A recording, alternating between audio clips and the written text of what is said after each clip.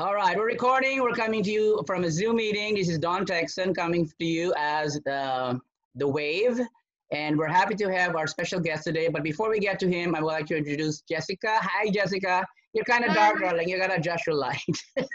I'm sorry, I'm distracted today because my toddler's okay. with me. So Okay, so Jessica's joining us today, and then Carol Ann from. Are you at Steampunk, Carol Ann?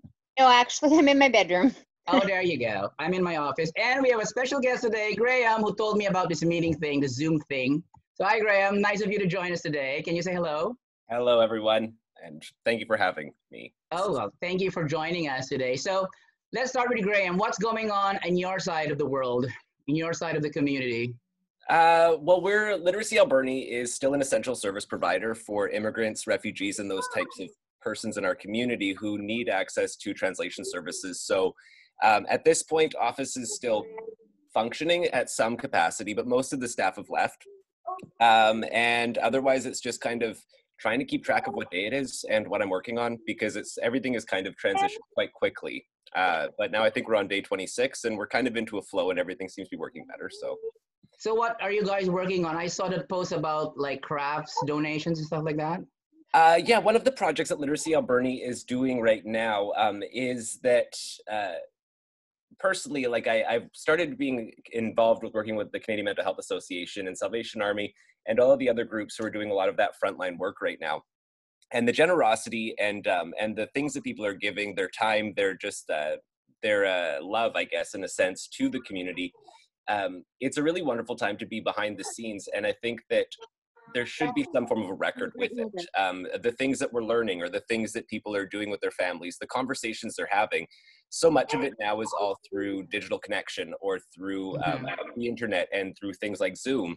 But there won't be necessarily something that we used to have for our families or for anyone else to access, which is just kind of those hard copy records of things that we are hoping at the end of this postcard project to contribute to the AV Museum. So it's a very simple project. We've got postcards made up actually through Hughes printing. And we have these little kits that we're sending around town, and they just come with crayons or markers in them. Okay. And can you see this? And then the postcard itself is just a blank postcard with a P.O. box address on it. And people can write their message here. They can do their artwork on the back. And we also have a digital option with it for people who don't have access to stamps or any of those types of things. They can still grab a kit, take a picture of it, and send it to us, and we'll make sure that it's part of the archive we collect at the end. Oh, that's so cool. So aside from that, what other projects is Literacy Alberni working on as of now? Well, right now we're just trying to figure out how we stay in touch with our community. We have a very, Literacy Alberni deals with a large portion of the population here, be it academic learners, people who need help with either the school system ST70s kind of curriculum work or post-secondary education. We have the immigrant services and we have classes for seniors. So at this point, it is exploring our options as to how we continue doing what we're doing. Being that this period of isolation may continue into early summer. So we're hoping that we can be back into regular sessions at this point. But it is one of those ones where everyone just wants to be able to make safe contact at this point with our community. So that's what we're working on. So have you been in self-isolation yourself? I have, to the best of my ability. I have a very, one other person is coming into the office at this point. So that's kind of the circle that I have around me. That is my my quarantine team. So like two of you basically. Yeah, and it's a nice little, it works. I mean, it's not the same environment that we used to be able to have with the warm welcome at Literacy Alberni is kind of missing without our staff here. But we're doing our best, and the other members of our team are very eager to come back and jump back into service delivery. So we're figuring out how we make that happen. Caroline, how about you in your side from Steampunk? Your idea for those produce baskets are just great. I mean, you had an overwhelming response, right? Yeah, we sold 24 boxes yesterday, and we have 48 going out on Friday. Okay. And they've been really good. So people who are isolated and don't want to leave their house, we will drop it off, and we leave it on their door. Then we go to our car, and we call them and tell them it's there. And it's been great, especially for the seniors that don't want to leave. Well, I got my box. I'm very happy with it. I already made potato wedges. They're in the oven as we speak. Well, my banana bread's in the oven right now, but yeah. So how about you, Jessica, the power of three? Give us an update. I'm sorry, I had to take you off mute because That's I'm okay. with my toddler today. That's okay. Um, It's supposed the, to be with our the, family. the Power of Three is kind of on hold a little bit right now. I'm not really sure how to move forward because I got my emergency response benefit today, but according to the government, that my business can't make any money while I'm on the emergency response benefit. So I'm not really sure what we can do at this point. Oh, okay. But That's you were really selling hand crazy. sanitizers or something at one point. We were selling selling a small amount of product, and then we were doing yoga classes online by donation. We were talking about other ways that we could make a small income to pay for our business expenses Okay. while we were on quarantine or while we were shut down. And now that I applied for my emergency benefit on Monday, I got it today. Yep, But the me too. stipulation that came with it was that the business can't make any income at all. Oh, So okay. and I've heard that that's going to change, or that at least Gord Johns is fighting it in Parliament right now. So I'm really hoping that something comes from it. Okay. Okay. Well, it has to change because you can't afford to live on $2,000 a month Well, that's and pay true. your bills at your business. Well, Your it's bills not at even your business are $2,000 more a than month. that. It's not even going to be $2,000 a month. You got to save $600 of that $2,000 because that's a taxable income. Yeah, it's taxable And income. technically, you're only getting 14 because they are going to tax that $600 and take it back from you. Come Yeah. What's tax your season. take on this, Graham? The emergency benefit. I actually have only been watching provincial news since this started because it does get a bit overwhelming seeing what everything else that's going on. I do know that they are working to make things more sustainable for this to, like, for small business owners to have some sustainability through this. I believe the number that I heard today is 15% decrease in business operations or revenues is what they're going to be considering adjusting. But I think at this point, no one was really prepared for a pandemic. So they're just figuring out what they can do between the various levels of government right now and trying to get help out to people in various stages. Because I think that the number of people who are impacted by this situation, I think that it's most of us. So they are doing the best that they can at this point with what we have. And I have heard things through the grapevine, but none of it has really been kind of confirmed as to what we can expect going forward. But I do know that Gord Johnson, Scott Fraser, and Shari Minions have all been doing really exceptional work fighting for, well, I wouldn't even say fighting, but just advocating, ensuring that it's not just some people who get through this okay, but that everyone has what they need to get through and to be stronger afterwards.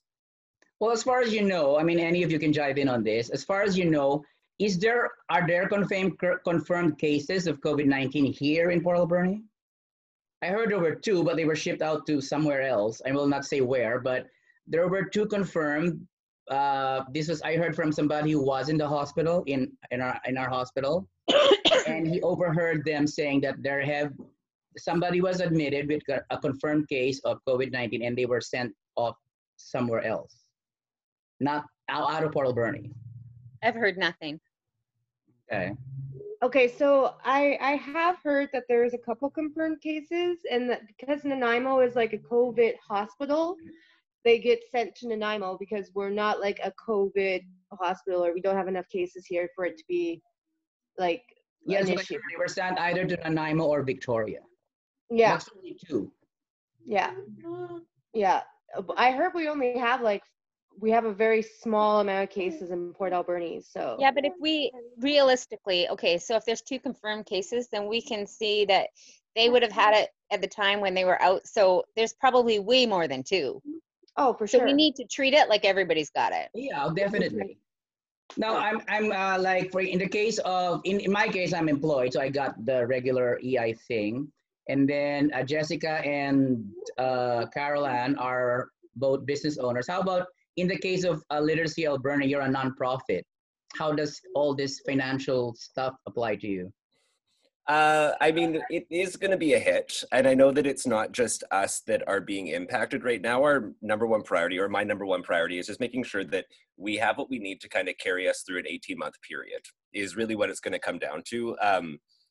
Literacy Alberni typically relies on Raise a Reader as a fundraising opportunity, but right now, really what we've kind of recognized is the urgency in our community is to make sure that we are kind of taking care of everyone. And so I've been working and contacting some of our funders to support the work that's being done by the Salvation Army, Canadian Mental Health Association, Children's Society, and getting that kind of work established. But I do know that there is anxiety quite prevalently across Port Alberni nonprofit sector, just because fundraising season starts now and it goes until, until about October, November.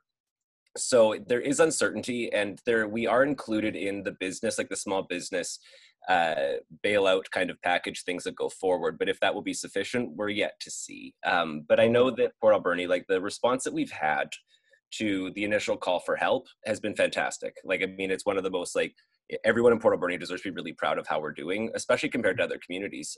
Like I've heard quite like horrible stories coming out of Comox and Courtney and different areas. Just so Port Alberni's organizations and the people that we're working together, that are all working together to address the issues going on, I know that if we keep this up, we'll be okay at the end of it. It is just a lot of uncertainty at this point, of with our programs being down and with our fundraising season really being kind of, it's going to be a bit of a wash. We'll get through. It's just, I just can't focus that far ahead at this point. I'm sure we'll get through, but things will not be the same. I mean, things will never be the same again. Not the way we know it. Or are there any online programs that you could tell the audience about as far as literacy is concerned? Do you have any online programs in place? The best thing to do is to follow the social media page that we have going forward. I do know that the Island Health Network as well has compiled a really great resource tool for how to access the services that are in Port Alberni, and that will keep being updated throughout the period. We're on day 26 at this point, I think, of of the impacts that we've had, and we're kind of getting that traction. And some of our funders. When you say day 26, is that your count as Literacy Alberni, or? Well, that was the Sunday before work.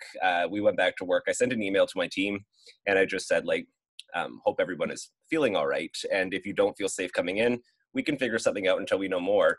And then by Wednesday that week, there was the mandatory closures of most of our programs, and our office was closed. So day 26 is kind of my internal calendar of chaos. Oh, okay. So when was the mandatory closure for businesses and stuff? When did it start? I lost track, because my personal self-isolation was I think that last day was the 23rd, I think. Monday. I have to look my calendar anyway. Yeah, I think that most of the nonprofits in Port Alberni were making that call the week of the 17th. I think that March 17th was when we had to make that call, that our in-person sessions were going to be on hold for the time being until we can figure out new ways of doing. So. Yeah, so in your case, Caroline, you closed down Steampunk more or less how long ago? I'd have to look at my calendar, but I want to say it was the 21st, between the 17th and the 21st. Yeah, we tried to do takeout, it didn't work for us, and so we just closed the doors. I wanted to send my staff home to be safe. Yeah. And where we were in such close contact with people, we closed on the 12th. We closed on St. Patty's Day. That was our last day. We closed. So far, we closed on the 12th. Yeah, because we touch people, right? So as soon as we found out that the churches were closed, we were like, okay, this is serious. This is it. We made our call before we were forced to, but now we're not even allowed to open again until June 1st. At least that's what they're saying right now, because we do hair and we do massage and we touch people. So that's not social distancing. So I don't know when we're going to be going back. So it's an unknown right now for us. Well, right now, I think the call or the trend going on right now is for businesses and organizations to sort of reinvent themselves. Any ideas on that, Graham? How are you going to reinvent Literacy Alberni? Well, I think that the thing that is really difficult and that we're trying to figure out is that the culture that we built up here was really built up by the community itself. It wasn't anything that staff was able to do. It was fostered or but we have a really wonderful community of learners that we have up here. And so we've started doing some Zoom sessions. I think we did our first kind of coffee celebration, which is a monthly thing that we do with Literacy Alberni, where we just kind of celebrate birthdays and progress in life, those types of things, because there's so many people that come up here. It's an open invitation for anyone that accesses our services in the community at large as well. But what we are just hoping to do is to be able to help. I know that with our Clitsa tutoring program, we really want to be able to be providing academic supports for any of the youth who are in the core areas of education that they need to really have those supports. Either they're transitioning to university and are going to need to have a solid understanding of math or chemistry or sciences, and those transitional years, so that those children in the community who are, who need the educational supports are able to access them in priority. And then we're going to be discussing with a couple of our other national nonprofits how we're going to prevent what we kind of refer to as the summer slide, which is children who just aren't staying up on top of their homework for the 2 months summer is in session. Well, now if we're looking at 5 to 6 months without kids being in classrooms, Yeah. how are we going to keep reading levels where they need to be? How are we going to be engaging? And I know that SD70 and the educators there are doing a lot of really great work getting websites built and having access with their students, but it is still just continuing some form of structure. I think will be a struggle for a lot of people, because if you're working, or no one has any certainty right now. So that's what we're trying to work towards, is something that is sustainable and provides a quality service in these times until we can go back to how it used to be. Yeah, that's true. You mentioned a while ago that you're working with Salvation Army. Now, how about Salvation Army? As far as you are aware, what do they have in place? I think, Caroline, you mentioned they serve food or something. Yeah, from 11 till 3, Monday to Saturday. What else are they doing? Is anybody aware of anything that Salvation Army is doing? Graham will probably know more. Well, and Michael would be the one to talk to really about all of the services they're doing there. I've been in kind of like the office is really my one area that I'm going right now, but I know that the Salvation Army has working with Canadian Mental Health Association as well. Like there's a really strong partnership between the two. And it is, there's hampers, there's food, there's sanitary equipment. If people need help, like keeping, having supplies to keep their hands washed and hand sanitizer, those types of things through the Salvation Army. And we're making sure that everyone is aware at this point too. And that's the real work that they're doing, is that it's not just for people who are typically reliant on food programs. It's for anyone. And I mean, at this point, we don't know who's going to be needing help. And so that's the big thing that I know that we want to convey as a message, that do not feel any shame in asking for help right now. And the Salvation Army is really the one where if you need assistance in some capacity, reach out to them. Because if it's local, if it's medical, there's phone lines. But if you need something as far, and even if it is just wellness checks, there's crisis lines who are open. There are people in our community who are doing wonderful things. Alberni Drug and Alcohol Prevention Services has transitioned to a lot of online service delivery, and they're doing their best to keep in touch with vulnerable kids in town. So speaking of which, you mentioned something about people who are in a violent or not so good situation in their home. Is there anything, are you aware of anything done about that?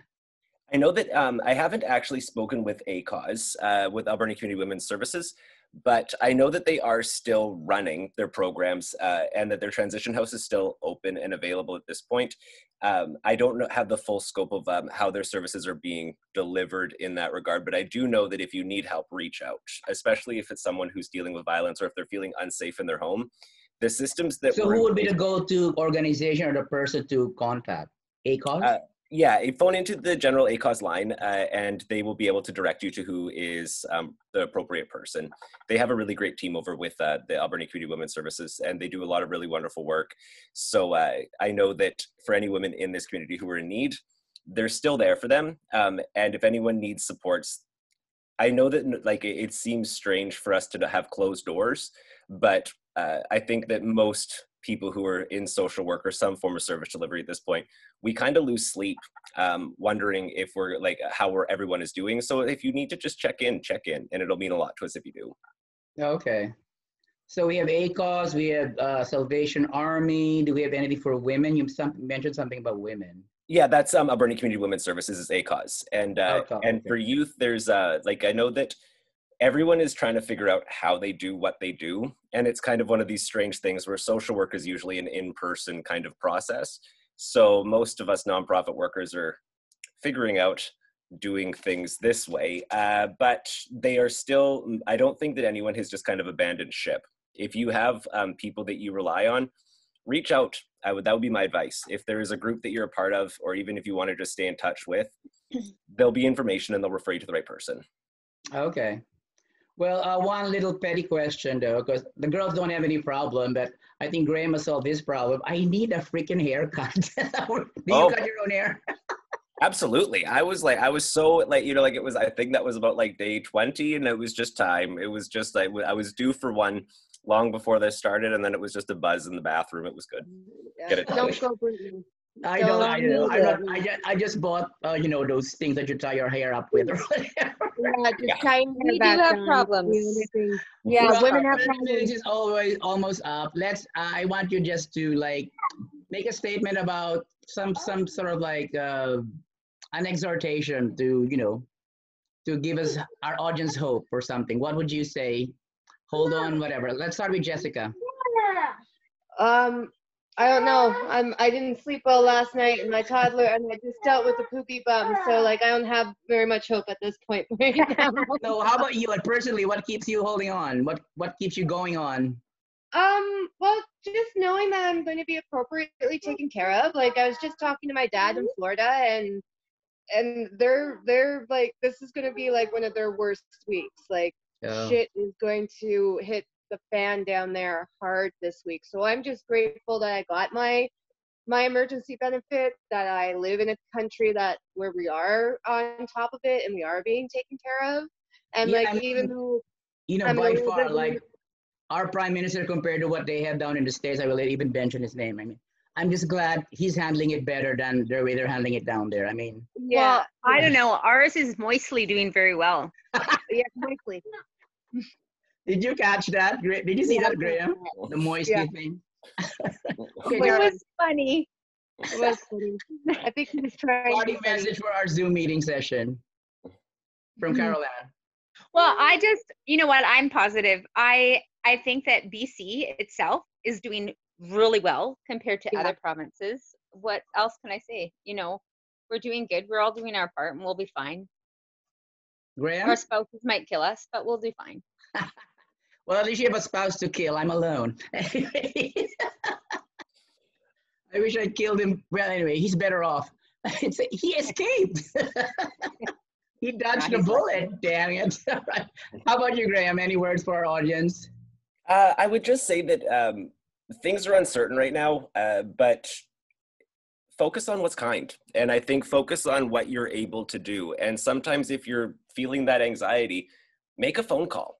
And I don't just send a text message, reach out and have that personal contact with people. I think that finding little bits of hope is really in just the conversations that we're able to have. It's in the ways that we're able to connect. And I think that it is, if it does feel like it's a bit crushing at this point, just focus on the world that we want to have afterwards. And I know that sounds very cheesy, but we're going to have rebuilding to do. And there's going to be definitely for a lot of ideas as to how we do that. So focus on the future too, because this won't be forever. We just have to be safe for now. That's true. Well, thank you for joining us today. And I hope we can do this again sometime next week again. So Caroline, Jessica, I love you guys. Thank you, Graham. Take Thank care, you, buddy. guys. All right. Signing off. This has been our episode for The Wave. This is going to be counted as episode 7. And stay safe, stay healthy, and we love you, Port Alberni. How do you put up the recording?